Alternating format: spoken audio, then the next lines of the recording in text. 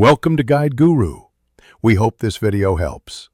You start by confirming prerequisites, Python 3, X installed and on your path, plus Sublime Text with package control.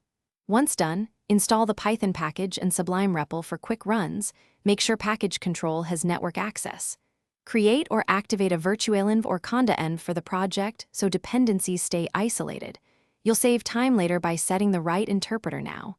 Finally, open your project folder in Sublime so files, builds, and packages operate from the correct workspace. Next, you configure Sublime's build system to run your interpreter and show output.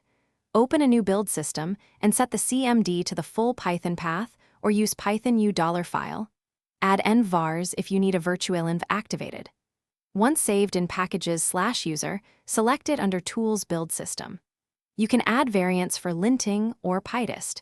Make sure paths and encoding are set so output is readable. Now hitting Ctrl+B runs the current file through your chosen interpreter. Finally, run your script with Ctrl+B or open Sublime REPL for interactive work. You'll switch to an external terminal for complex debugging. Install linters and the LSB package so code intelligence, errors, and auto-formatting help you before runtime. If something fails, check the interpreter path in your build file and ensure the virtualenv is activated. Mismatched path is the most common issue. One key troubleshooting tip: run Python version in Sublime's build output and in a terminal to confirm both use the same interpreter. Thanks for watching. Consider subscribing if we helped you today.